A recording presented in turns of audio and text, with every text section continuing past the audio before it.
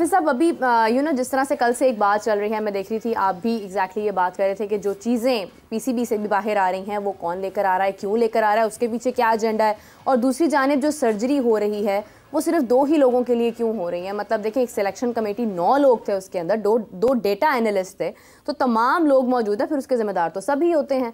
तो खिलाड़ियों के बारे में तो चीज़ें लीक आउट की जा रही हैं, यानी क्या गड़बड़ हो रही है, ये सारी समझ से बाहर है। क्या कहते हैं आप इस सवाल? देखिए, बात यह है कि जैसा कल भी जिक्र हुआ था कि ये कोई इतनी अच्छी चीज़ नहीं है कि किसी भी खिलाड़ी के बारे में जो ऑफिशियल रिपोर्ट है, इससे पहले एक ख़बर ये भी पाकिस्तान में मीडिया ने रिपोर्ट किया कि ये कॉन्फिडेंशियल रिपोर्ट है जो कि जमा कराई है, और वो कॉन्फिडेंशियल मीडिया पे चल रही थी।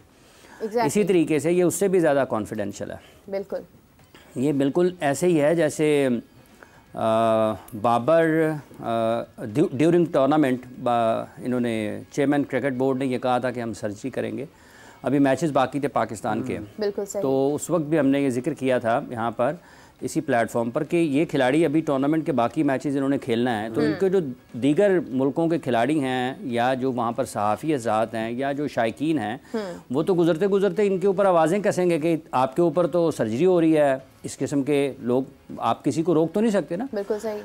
तो वो भी गलत था। अब चूँकि आपको ये एहसास करना होता है कि किस वक्त आपको, जब आप टॉप पोजीशन पर बैठे हैं, तो आपको ये आपके एक एक लफ्ज़ का बड़ा भारी मानी और मतलब होता है, और उसको लोग अपने अपने अंदाज में इस्तेमाल करते हैं, तो आपको बोलने में बड़े एहतियात की ज़रूरत होती है। तो इसी तरीके से जब आपने यहाँ पर ये सर्जरी का लफ्ज़ इस्तेमाल ड्यूरिंग टूर्नामेंट कर दिया, और बाद इस टूर्नामेंट आपने अब ये जो रिपोर्ट्स हैं, जो ऑफिशियल रिपोर्ट्स हैं, उनकी लीकेज का सिलसिला शुरू हुआ है, ये भी उतना ही ज़्यादा तकलीफ दे है। अगर वहाँ पर आपके खिलाड़ियों के ऊपर नाम आने थे, उनके ऊपर लोगों ने उनको बुरा भला कहना था, तो इस रिपोर्ट के बाद जिस तरह से कल शाहीन अफरीदी का, वो शाहीन की जगह कोई और खिलाड़ी भी होता तो भी गलत था।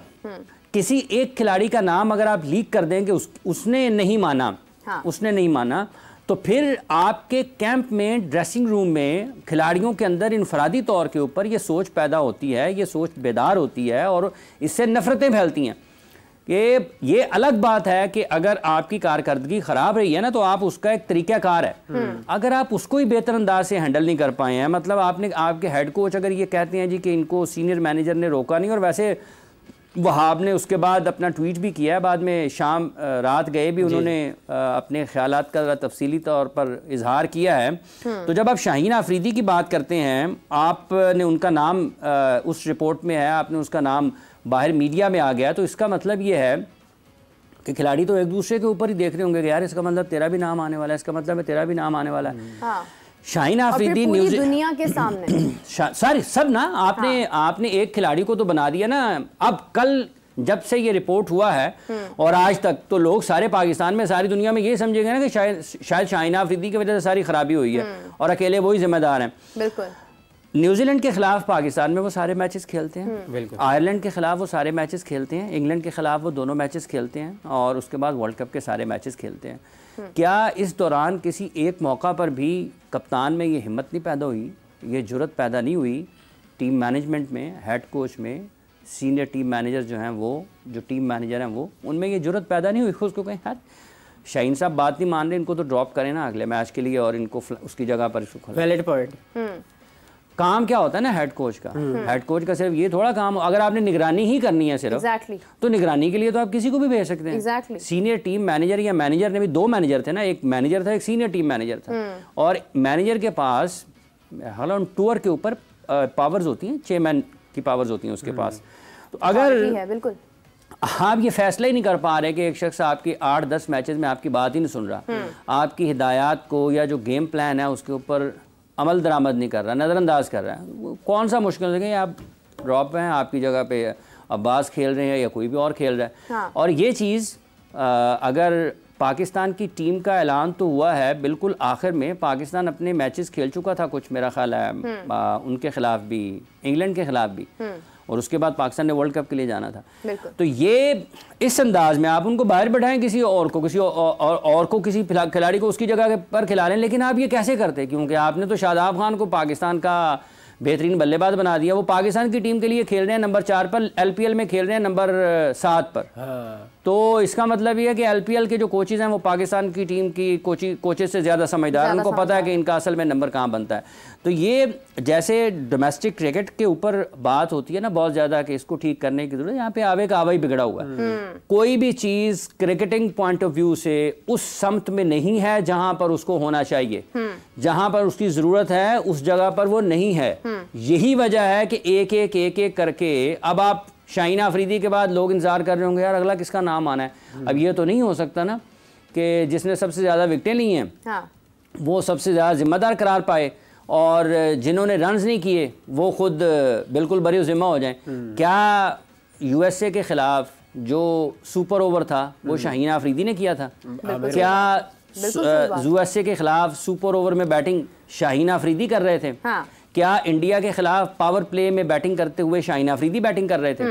ठीक है, क्यों आपके अपने जो हिकमत अमली के एतबार से फैसले हैं, बर वक्त फैसले जो आपने करना होते हैं, अगर आप वो ठीक ना करें और आप उसके बाद सारे का सारा मलबा खिलाड़ियों के ऊपर डाल दें, ठीक है जिसने अच्छा नहीं खेला आपने उसको बाहर करना है, जिसने कारकर्दगी जिसकी ठीक नहीं है, ये परफॉर्मेंस बेस्ड आपकी खेल है, अगर आप कारकर्दगी का मुजाहरा नहीं करेंगे तो आपको बाहर होना पड़ेगा।